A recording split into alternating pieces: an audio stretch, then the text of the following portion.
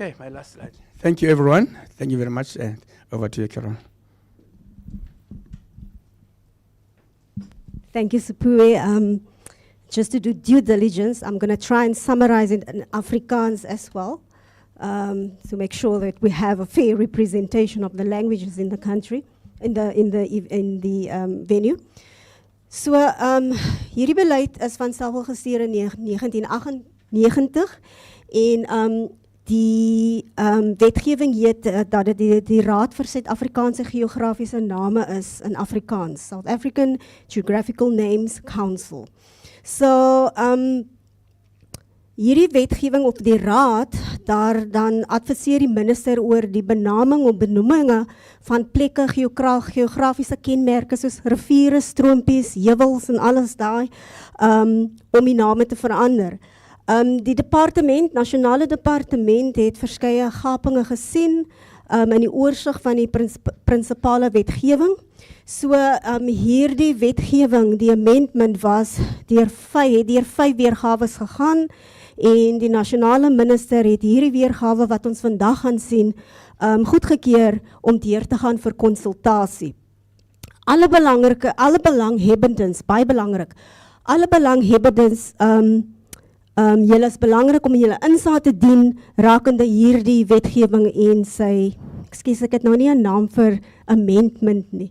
Dit is nou nie verandering nie, maar aanpassing. Okay, daar is nou regtig, ja. So die, soos ek gesê het, die nasionale minister het hierdie weergawe goedgekeur om deur te gaan vir konsultasie en op die 28ste Augustus het die minister dit toegoedgekeur om 'n datum daar nou regtig nou te sit, dis vanaf die 28ste Augustus 2024 en al 9 provinsies sal gekonsentreer moet word op hierdie aanpassing van hierdie wetgewing. Dit is natuurlik om alle belanghebbers die kans te gee om deel te neem in die wetgewende proses. So op die 22ste Januarie 2025 is hierdie wetgewing, die amendment gepubliseer en dit is oop. En dit is ook bekrijgbaar op die webblaaie van die departement van sport, kunst en kultuur, nasionaal. Ook die, op die provinciale, die wetgewing, the government website. Ekskuus dat ek nou so Engels en Afrikaans meng. En wat ook gesê is dat alle insaag na vandag nog steeds verwelkom word. En dit moet natuurlijk na die e-pos gestuur word wat op die skerm verskyn het. So vandag sal aanneem 3 vorme van kommissies. Elke kommissie sal 'n voorsitter en 'n sekretaris aanstel of 'n rapporteur om die gesprekke te bestuur en om die insaag te notuleer of om dit neer te skryf. Die voorsitter van daardie kommissie sal dan die opsemming voorlê aan hierdie vergadering. En ja, dan vat ons dit vandaag. Ek hoop ek het nou goed Afrikaans gepraat, maar ook nou nie so goed Afrikaans nie, maar dit basis gee die oorsig oor wat die konsultasie proses is vandag. So, with all due Afrikaans, ek is bly om ook 'n bietjie Afrikaans te praat. Die konsultasie eindig einde Maart met die laaste provinsie wat ook gekonsulteer sal word, soos gewysig is op die skerm. So, with no further ado, I am going to ask Mr. Benedict Mokubedi. He's from the Department of Sport, Arts and Culture, the Legal Services Unit, to provide us with a presentation of the draft South African Geographical Names Council Bill 2024. Thank you, Mr. Benedict.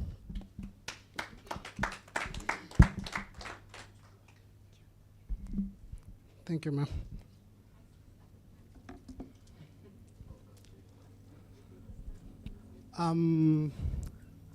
They usually say all protocols observed.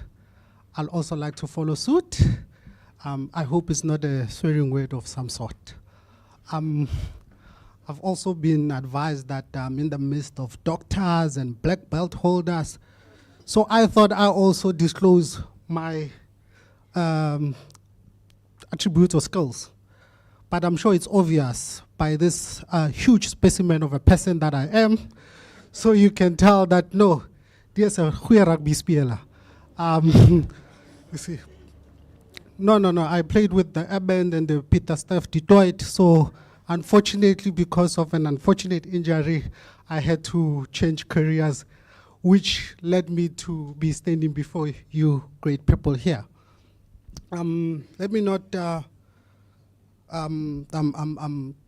take much of your time and just dive into it. Next slide, please. My presentation outline will constitute of, the purpose of the consultation, speaking mostly as to why it is important to conduct consultations. The background of the standardization of geographical names in the country, and I will highlight also key provisions that the Council and the Department have sought fit to amend. I'll also then provide a roadmap as to the process that will take to promulgate this particular piece of a bill, and then I will wrap up with my conclusion. The purpose of the presentation, as council member has also stolen my thunder, is to highlight the key amendment, as I've already alluded, the key amended provisions in the Act, and but most importantly, to solicit inputs from your good selves as well as the public that is streaming on social media platforms. Without repeating myself, a roadmap as well, and I beg yours, and with you colleagues sitting here, it indicates a support for this particular project that we are embarking on. So I will also be requesting for continued support in that aspect. Right. In accordance with the Resolution 4 of the United Nations First Conference on the Standardization of Geographical Names, each country has the sovereignty prerogative to standardize geographical names. Pre-94, South Africa had established a geographical names authority. That authority was called the National Place Committee. Post-94, a working forum on geographical name was also established in order to reconstitute that National Place Name Committee as per the recommendation of the white paper on sports, on arts and culture rather.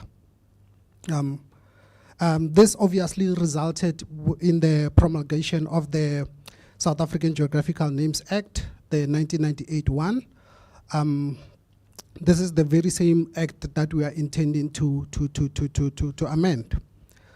That very same act established the Council, which its purpose is, among others, to establish, the act, its main purpose is to establish the Geographical Names Council to advise the Minister on transformation and standardization of geographical names in South Africa, just to mention a few.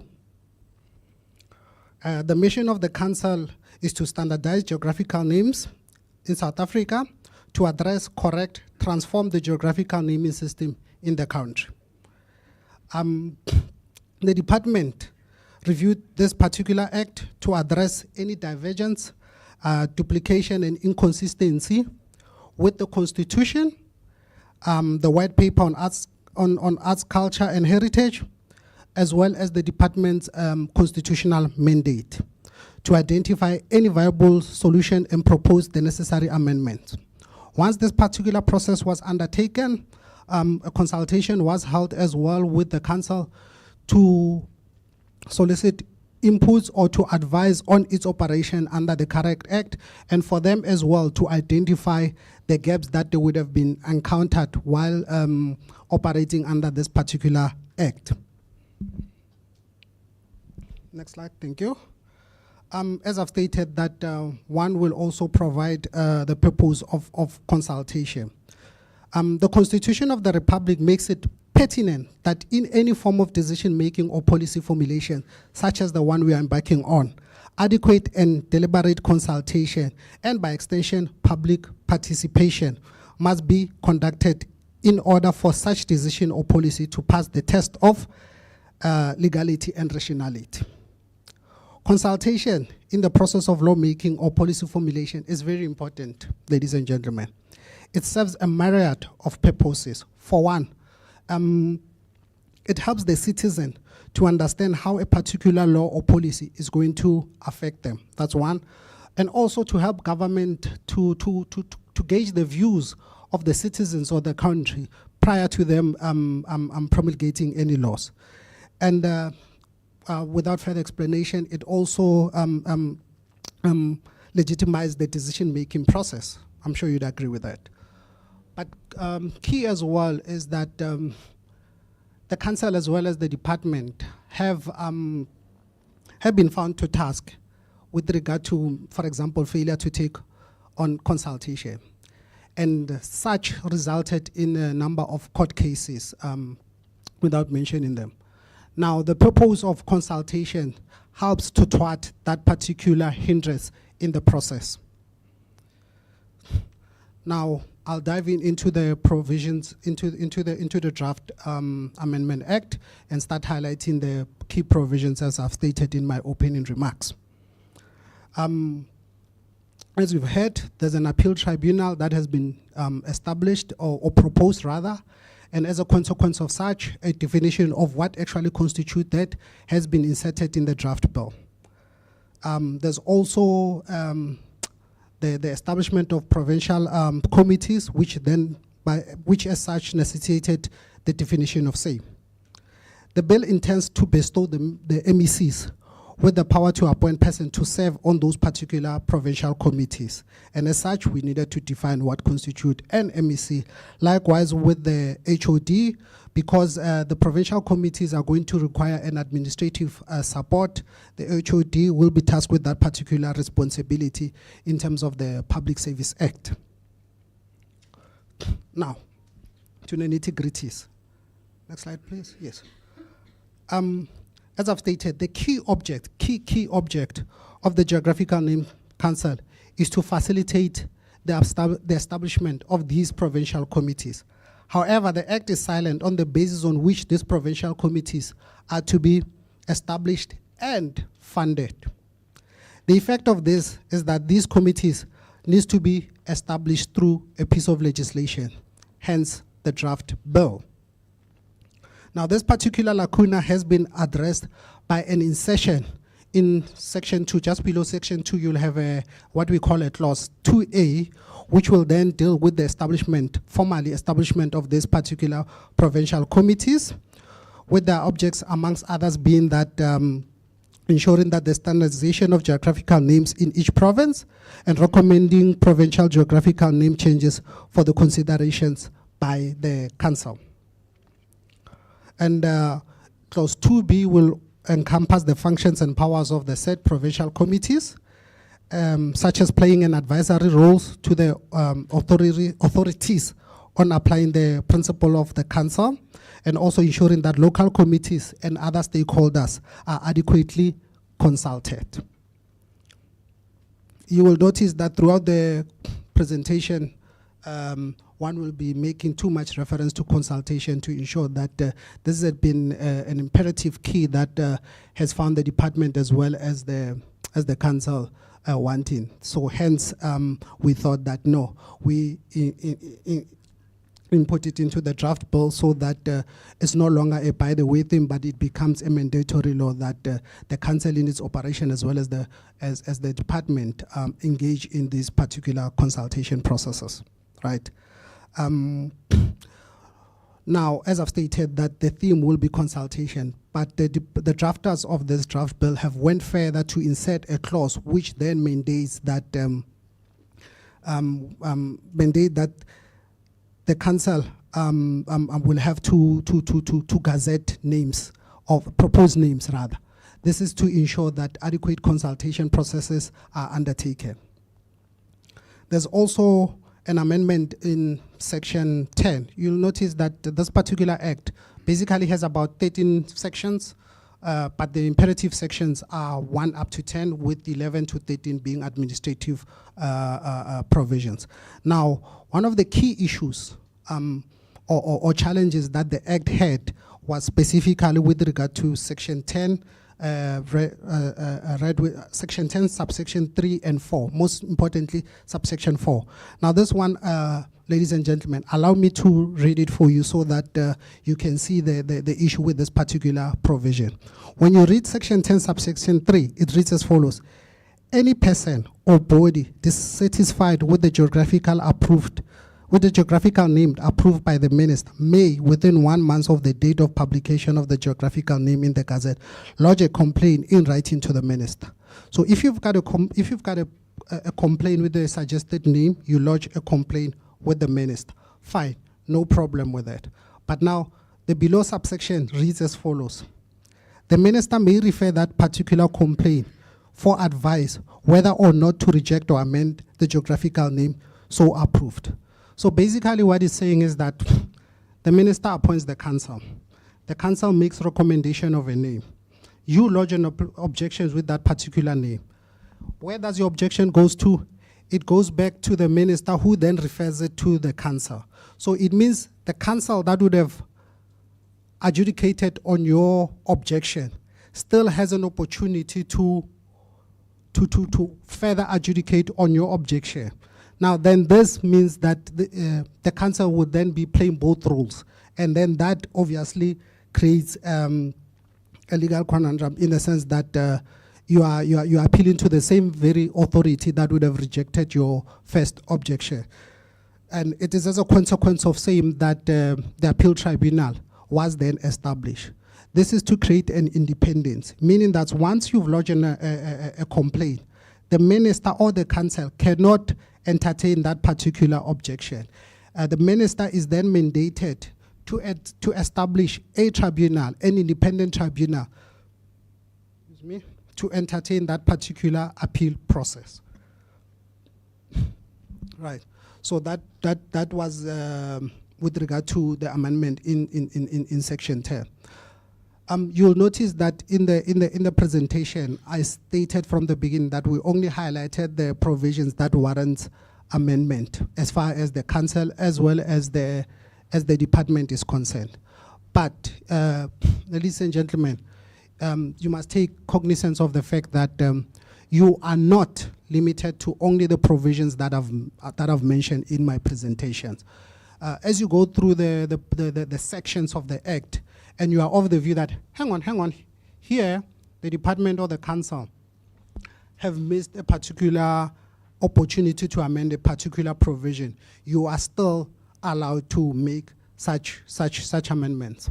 And this is intended to be a workshop, so it's not going to be a preaching session, and I'm not trying to thought away from questions.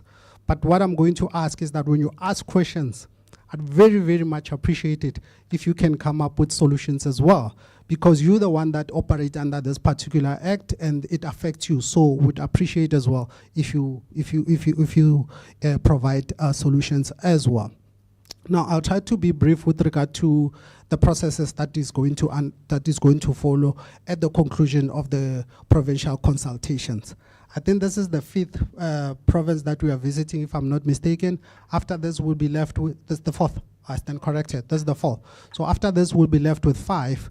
So once all the consultation, the provincial consultations are concluded, the council, because it's in terms of the Act, it has the power to establish committees.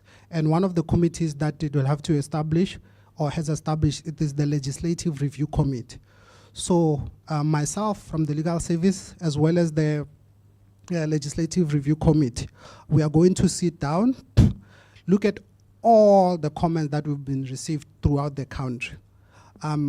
What I can promise you, I know there's this thing, lawyers are liars. I don't know where that myth comes from, because we everything we do is based on facts and evidence.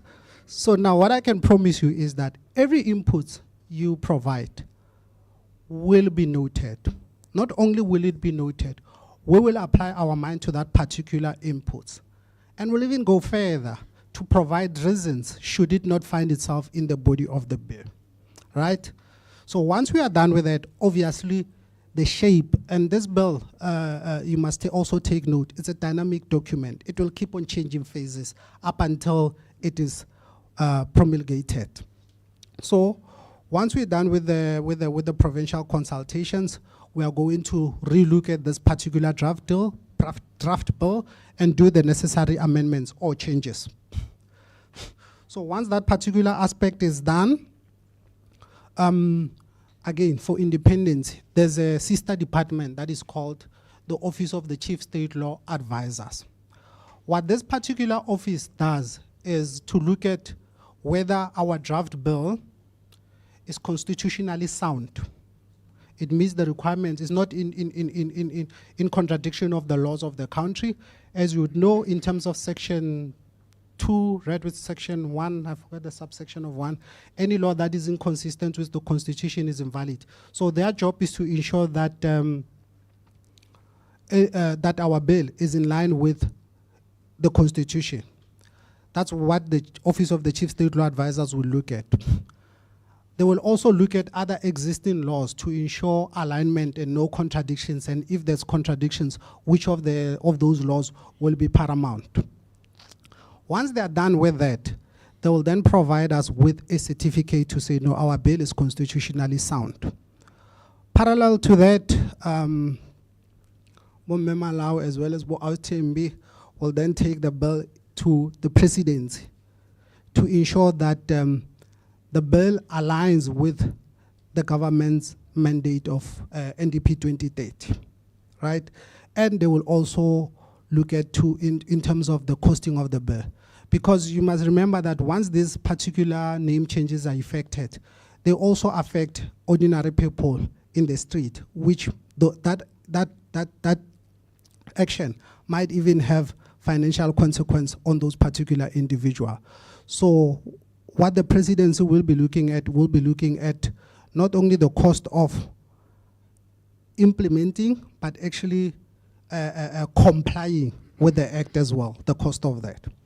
Now, once one has this particular two certification from state law advisor as well as the presidency, one will be in a better position to then approach cabinet clusters, the technical working group and the social cluster.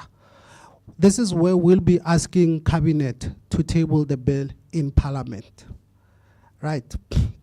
So once we've received that particular approval to table the bill in parliament, we will gazette. So gazetting will then afford you as well, ladies and gentlemen, another opportunity, because that gazetting, as much as it's for information, will be advising the public to the fact that this particular bill is going to be tabled in parliament. And once this particular bill is tabled in parliament, we both know it will then go into the two houses of parliament. That is the National Assembly as well as the National Council of Provinces, which these two houses of parliament have a portfolio committee as well as the select committee. They will also conduct their own public participation. So also the reason we are doing this is so that when they do conduct their public participation, I'm sure I will not have you find people say, no, the department, the council did not consult, because the whole purpose of that is what we are embarking on now. Fine, once that is done, I will not take you through the parliament processes, but basically the NA must approve it as well as the NCOP must approve the bill. Once that is approved and there's no issues, it will go to the president for assenting. Basically meaning the president will sign it into law, but it will not be operational, meaning it won't be actionable as yet. Then it will be sent to the department to say, no, promulgate it.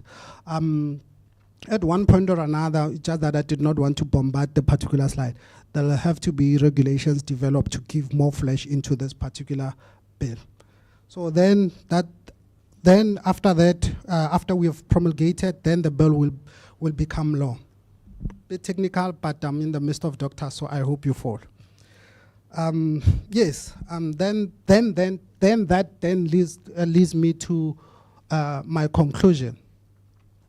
The purpose of this presentation, as I've stated, was to highlight the key amendment that the council as well as the department sought to insert into the draft bill. To repeat again, to solicit inputs from you, ladies and gentlemen, as well as the public who are watching on social media platforms.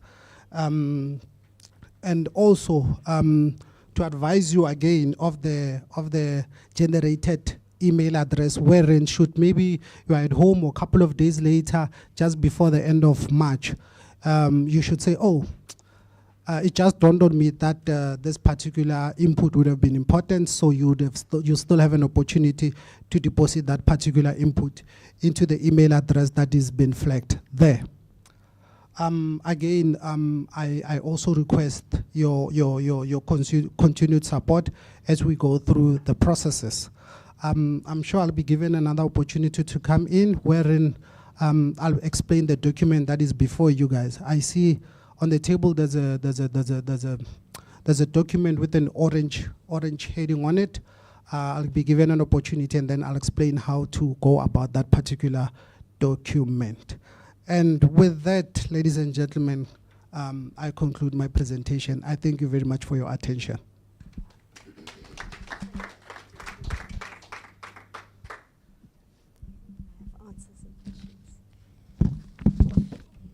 Thank you, Mr. Mokubedi. I wanted to say and put you on the spot to speak, Losa.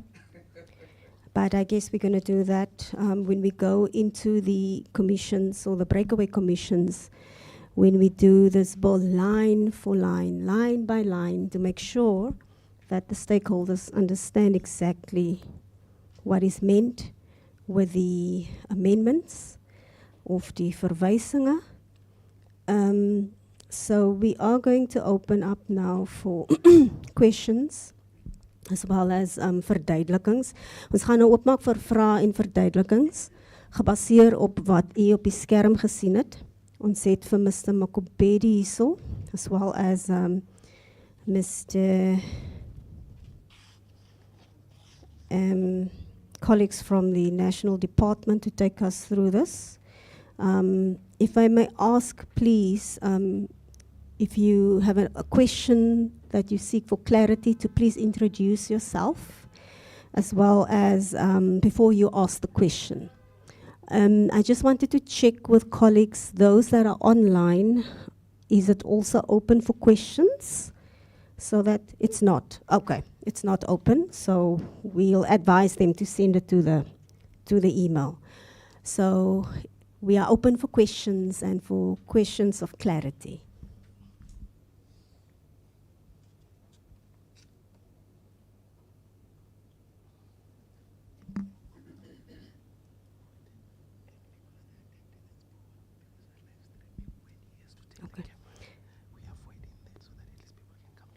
Okay, they're just managing a technical issue of the live streaming, so we'd ask you to come to the fore, take the mic, and ask your question facing the camera or Mr. Mokubedi. Are there any hands? Yes, please come forward.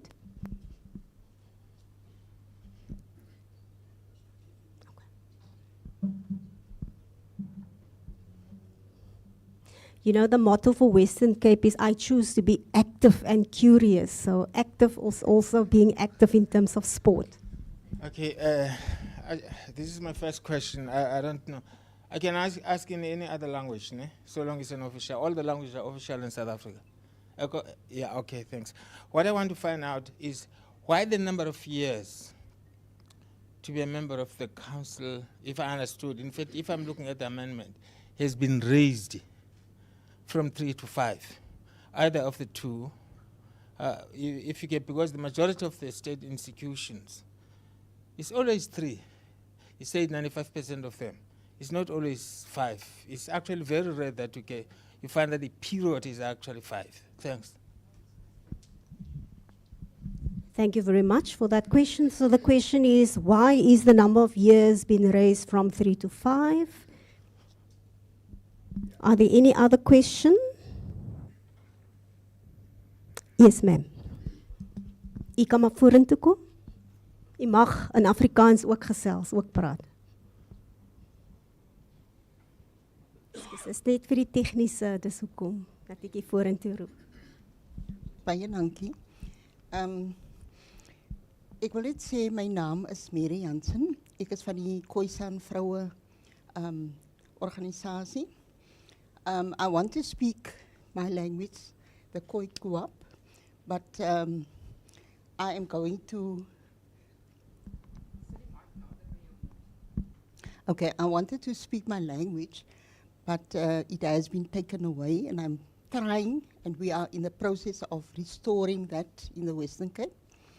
But I also maybe should ask this question not to the speaker, but to maybe to the organizing body, because I don't see a lot of the people of the Western Cape. However, I want to thank you for your presentation. And I was also one of your fans because I'm a rugby fanatic. My question is, do you have a hard copy of your presentation, first and foremost? That's the first question. The second question is, if we want to become part of the development of or renaming of our geographical areas and names, is there a process that we must follow to be part of the committee that is going to take the process further? So that is my questions. I thank you. Thank you so much. So the question is about a hard copy of the presentation, as well as the process to become part of the Geographical Names Committee. Are there any other questions before I'm going to? All right. Shall I give it to you, Sipua? Yep. Thank you. Should I come here first? Thanks. Ngosi, advocate. On the question of the term of council, 5 years, the current term now which has been proposed, many committees now in the boards and councils are now transitioning from 3 to 5. So it used to be a standard 3-year term all these years, but now they're in the process, many of them, to go to 5. The reason for that is councils wants to align themselves with the term of the administration. So the administration is here for 5 years, the minister appoints a committee for a council for 5 years, and that council is now serving, in our case, advising a particular minister. We've gone through many ministers in a very short time as the Department of Sport, Arts and Culture for various reasons. But none of our terms have been aligned to the term of the council of the minister. So the reason behind that is purely to align the term of the council with the term of the minister in terms of administration. That's the short end of it. And the fact that councils are now moving towards 3 to 5 years. That's the first question, Carol. The question on, I'm not sure on the last question, Mrs. Jansen. I'm not sure whether you want to be part of the team that will be looking after all the inputs that have been made across the country, or do you want to be part of a committee, whether provincial committee or national council, which looks after the transformation of these geographical features? I'm not sure about which one are you referring to.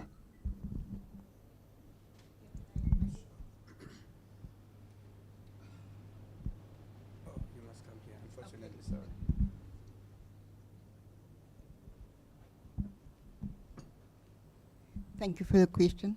I was actually referring to the Western Cape. Because the thing is a lot of things is happening. And there's also a saying of the indigenous people that nothing about us without us. And I think at this point in time, we have been left behind in terms of things that we want to see being changed, and also the development. And also in terms of our social cohesion, the one section is totally left behind. So that is my concern. Thanks.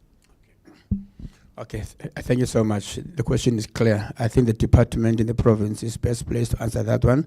From my end, just to say that fortunately, the term of this current council provincial committee, which is also in the bill, is coming to an end in this year. I'm not sure exactly in October. So very soon, the department will advertise the public to nominate themselves.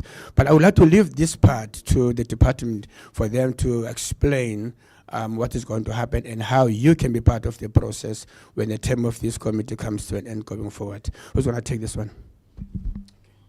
Dr. Michael, I'll ask you to respond to that. As well as to the question on how many people, I think, because we've invited over 100 people, over 47, so it was sent to diverse NGOs. Okay. Thank you very much, Program Director. So just would like to answer the question on the appointment of members to the Western Cape Provincial Geographical Names Committee. And then also as a side to that, just to talk to the application process, because you're referring to potential geographical features which names you would want to change. So firstly, the Minister of Cultural Affairs and Sport in the Western Cape appoints the committee for the Western Cape Provincial Geographical Names Committee. The current term ends towards August. So the department will assist with issuing a public call for nominations in the new financial year, which will be probably at the start of April. So there will be a public communication, it will be in printed newspapers, and it will also be on the department's website and social media pages, where members of the public can then nominate any individual that they would like to serve on this committee. All the nominations are then collected by our department, and they are then sent through to the standing committee in provincial parliament for shortlisting. The shortlist is then given as inputs to the provincial minister, who makes the final appointments. And then this committee will then serve for a period currently still of 3 years. If this amendment of 5 years goes through before that, then it'll probably be a 5-year term. But right now it's still 3. Then in terms of changing names, so there is an application process. Anybody can nominate geographical features for name changes. You can speak to the Secretariat, which is Anita, that's sitting here. She can provide you with the application form. There is a process where you've got to indicate what the name is, the geographical area, etc. There's public consultation that needs to be involved and so on. But any duly completed application form will then be submitted to the provincial committee for consideration. They then make a recommendation to the national body. And then the national body, after going through their processes, makes a recommendation to the national minister. National minister then approves, then the name is changed and gazetted accordingly. But if you would like more information about that application process, please speak to myself or Anita afterwards. Then just with regards to the process, we would have loved to have seen more people here today. We did invite just over 100 people. Invitations went out to the Cultural Commission, went out to Heritage Western Cape, PANSALP, and other key stakeholders. But we will also, from our side, try and create some more awareness because people can still comment, like was introduced by the speakers, till the end of March. So even if you're not here today, you can still send in written comments on these proposed amendments to the SAGNC through that email that was provided. Thank you so much. Thank you, Dr. Mike. I'll open up for another final round of questions. Going once. Is it very clear? Was the presentation that was presented very clear? Was die voorlegging clear? Duidelik? Ons verstaan dit almal? Okay. So daar gelaat the questions of clarity. Thank you so much for that. Oh, the hard copy. Oh, excuse me. Yes, the hard copy of this presentation can be provided, Mr. Makubedi. I'm sure we can make means to make that copy. But preferably for the rest of you who would also request it, I'd request that you provide us with an email, and one will share it with it, minding the cost implications of hard copies. Thank you. If you can send it to Dr. Michael, and then we'll ask the office to make copies so that the members, participants can have a copy when they go home. Sometimes some of us don't have, printers and things at home. So we're going to send this presentation to Dr. Michael and ask a colleague from the office to bring it down so that when you leave here, you have a hard copy. Thank you very much. So everyone, we're going to take, I need to gauge your energy. The energy looks, everyone is smiling still? Or you thinking? All right, so we are going to go into commissions now. We're going to, looking at the number of people that are here, we're going to have 2 small commissions. I'm going to ask, Sipiwe, is it you, or who's going to explain about where and how? Mr. Makubedi, if you can. But before going into the commissions, please be sure to take something to eat, a bite, tea and coffee. And then we can proceed to the commissions at 10:30. So, Mr. Makubedi, if you can just give us the order of how we are going to do this. Thank you.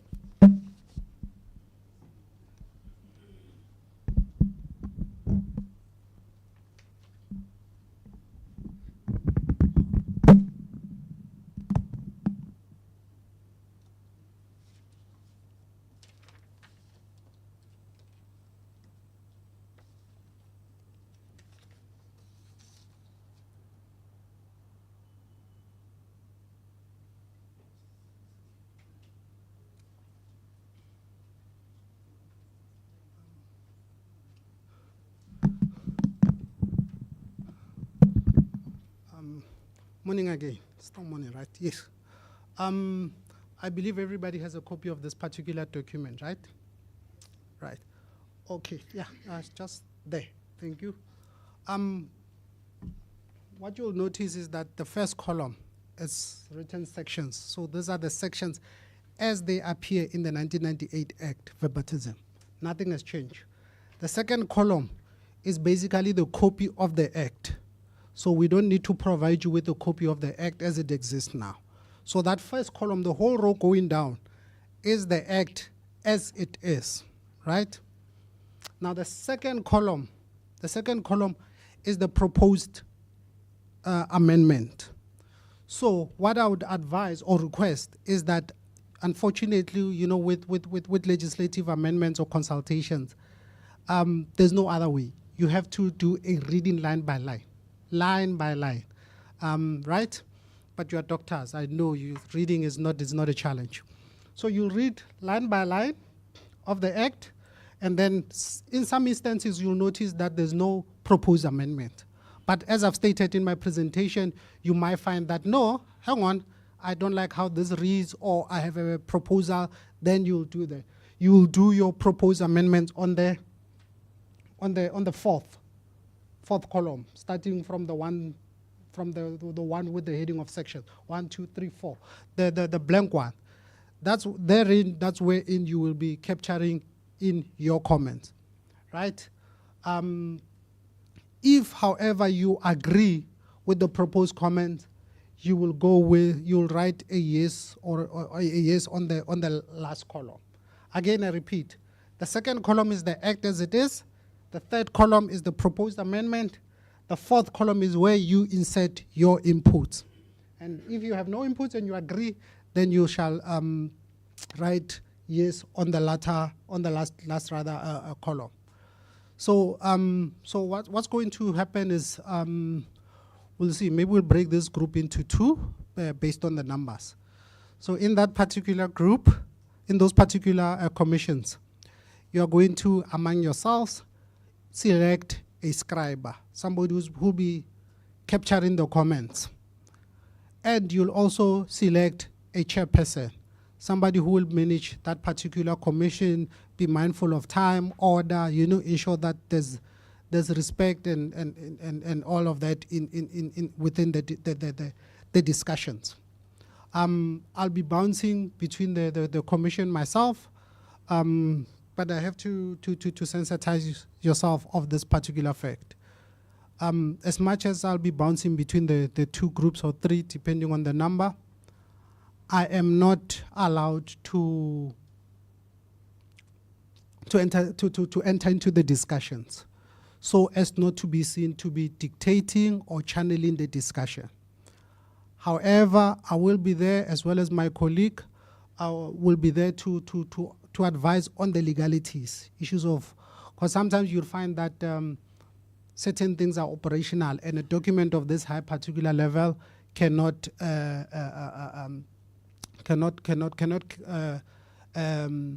what is the word I'm looking for? Cannot prescribe administrative processes.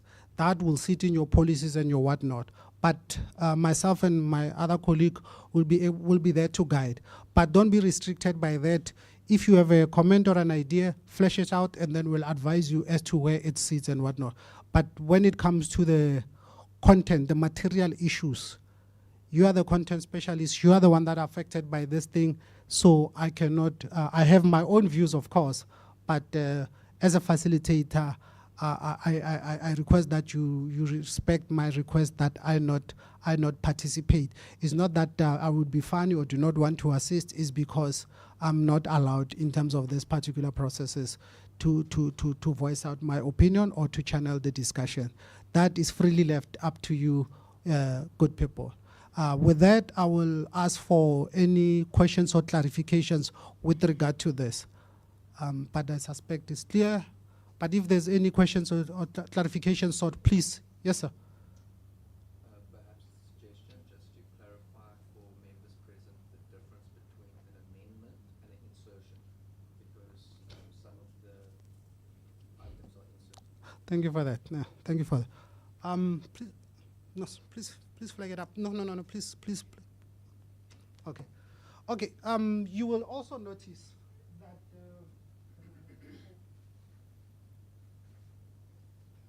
the very same page, right? The very same page after Commission XX, there's a general explanatory note. Do we all see that? The general explanatory note. On the orange part, it's agenda, National Consultative Workshop on the draft, blah, blah, blah. Then at the bottom it's got Commission XX, right? And then below that, you've got general explanatory note. Does everybody see the general explanatory note? If you can't see it, please raise your hand. Okay, fine. Now, as I've explained, in column 1, it's the act as it says. So, for example, maybe in column 1 you'll have Benny is a rugby player, right? Then you'll find that it's in square bracket and it's bolded. That means that has been deleted. So the square bracket means in the proposed amendment that word has been deleted, right? And then that you'll find that next to it you'll have a solid line, an underline. Was, that maybe will be replaced with was a great player. Now that was or that solid line indicates a new insertion. So when you read it and you find that there's a, for example, the council term of office is 3 years. And then on the amendment, it will say the council term of office is 5 years. The 3 years will be in square bracket, the 5 years will be under a solid line. So that means the 3 years has been deleted and the 5 years is the new insertion. So that you understand what this bolded square bracket means and what does this solid line actually means. Understood? Should be easy. We now no longer have doctors, we have lawyers. I thank you. Okay, thank you for that. Thank you. Yes, sir. Where's the rooms? I think colleagues. Okay, colleagues will show, will guide you to the breakaway rooms. Now, on the issue of demarcating the colleagues into groups. Let's see, how do I do that? I usually do a 1, 2, 3, 4, but also I know council members, do we have provincial council members here? Yeah, we do. Provincial committee members, I beg yours. Committee members, let's have them not sitting in one group. Let's have them not sitting in one group. Let's try not to sit as friends, so that we'll have diverse views in different groups. Sorry. Okay, let's see. Okay, fine. Can we just do a 1, 2 then? Starting with you, ma'am. You'll count to 1, 2, and then we'll break into 2 groups. Then the 1s will go into 1 group and the 2s will go. How's that suggestion? Okay, so, ma'am, can you lead us please with 1? No, not to Lily, sorry, you, ma'am, or the very beautiful Xhosa tie. Oh.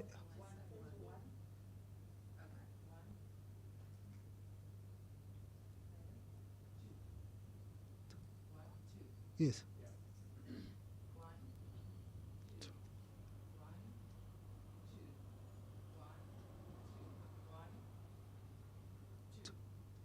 Okay, thank you. So yes, the ones. How many breakaway rooms do we have? We have 4.